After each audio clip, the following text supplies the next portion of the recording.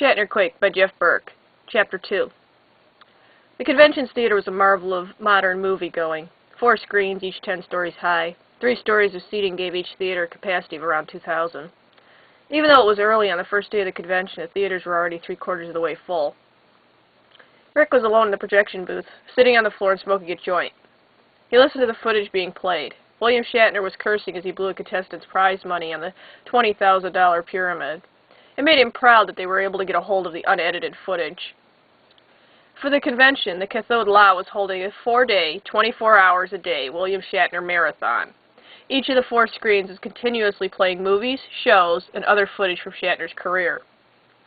Rick was in charge of the projector for the day's shifts at Theater 3. It was an easy gig. Once every hour or so, he had to change the film reel. Outside of that, there was not really anything else to do. The booth also provided a good smoke spot in a crowded hotel. I hope I get to meet him, thought Rick, as he took another hit. But I bet he's a dick in real life. He coughed out the smoke as a voice came over his walkie-talkie. Anyone else seeing a light behind their screen? It was Michael from Theater 1. Rick stood up and looked out of the booth. On the screen, Shatner was throwing a chair and storming off the set. At the bottom center, a glowing blue light was distorting the image. It looked as if someone had turned on a blue lamp behind the movie screen. Yeah, I got it too, said Rick into the walkie-talkie. 2 more voices came over. Emily and Jacob from Theaters 2 and 4 were also seeing it. Rick, go check it out, ordered Michael. Rick sighed. Okay. He took another drag from the joint and snuffed it out as he left the projection booth. Natalie shut the door behind her as she entered the room. She carefully and calmly bolted the door and pulled out a cigarette. She lit it and regarded the figure on the floor. A man sat hunched over a wooden chair. He wore black jeans and a black Maniac Cop t-shirt. He was missing his right hand, sure sign of a Campbellian. The man lifted his eyes, and both his eyes were blue bruised shut. His bottom lip was split open and clotted blood coated his chin. Directly above the man hung a bare light bulb. The light brightly illuminated the center of the room, but left the edges bathed in black. On the left and right side of the man stood convention guards in the darkness.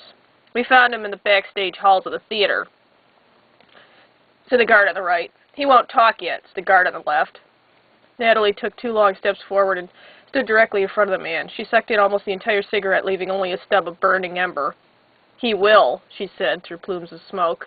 She grabbed his right arm and put out the butt on the scarred stump. While on the set of T.J. Hooker, which make and model of the car did you find most comfortable to hang off of? Shatner signed a DVD set of the original series and handed it back to a pimply teen wearing a homemade cardboard communicator on a red sweater. The teen giggled and scurried off, clutching his new prized possession.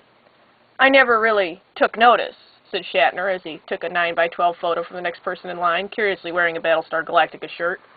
Bob glared at him until his picture was signed and he walked away. Bob watched him until he was halfway across the room and then asked, was it emotionally hard on Rescue 911 being constantly surrounded, mentally, by so much trauma? Shatner smiled at the next person in line. At least Bob had enough sense to stand by the side of the table and let others pass by.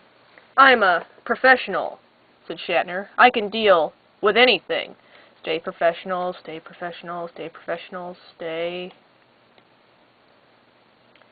Rick stepped into the back screen room. It wasn't really a room. Each of the walls were the backside of each of the theater's 4 screens. Rick could see 4 backward Shatners completely surrounding him. The theaters were soundproof from each other. But in the back room, there was no soundproofing. The noise from all 4 showings blended together. Lounge crooning merged with electronic beeping, and police sirens, and a laugh track accompaniment. In the center of the bare floor was a VCR. The side panels were removed and wires jutted out from its mechanical viscera. On the top of the machine were 2 blue light bulbs. Rick stepped closer to the VCR, then took notice of the front display screen. 55, 54, 53, 52. Rick held up his walkie-talkie. I got something back here. Natalie walked over to the table against the back wall of the room. She picked up a rag and wiped blood off her hands. She walked back to the Campbellian and lit up another cigarette. He lay on the floor in a fetal position. The chair he was sitting on now lay shattered against the left wall. He rolled and softly cried, cradling his left arm. It now ended in a bloody stump. Strips of flesh hung from the crude wound. He tried to get to his feet, but he was woozy for blood loss. Tried to use his stumps for more support. Combination of pain and blood-slicked floor were too much in his weakened state. Stump slipped out from beneath him and he crashed down. Natalie snickered. "Fiction bomb," he weakly said. "What?" Natalie crouched down and grabbed his hair. She pulled his head back and screamed, "What the fuck did you just say?" "There's a fiction bomb behind the theater's screens." Natalie stood up and kicked the man in the face. Fiction bombs were the result of the network wars. They were devices that, when set off nearby film stock, erase the media from reality. No one remembers the entertainment. There are no records of the entertainment. It completely disappears. They were illegal, but certain terrorist sects and unscrupulous networks were still known to use them.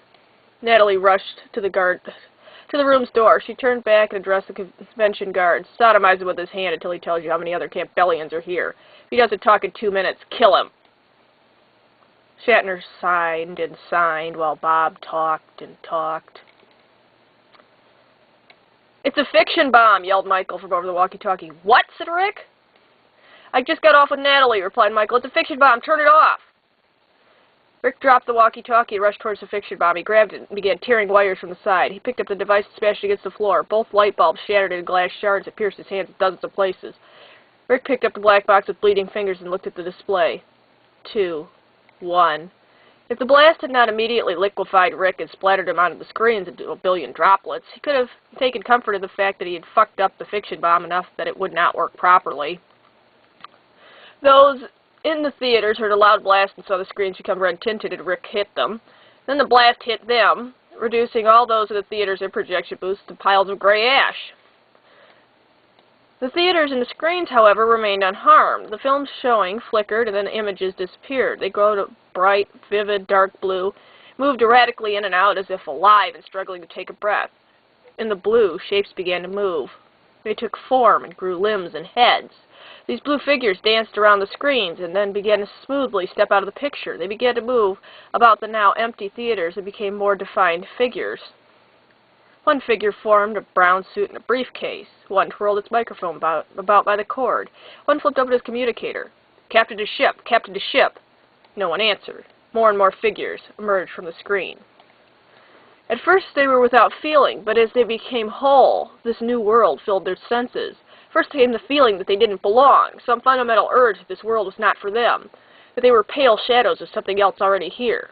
Then the anger, then the desire to do something about it.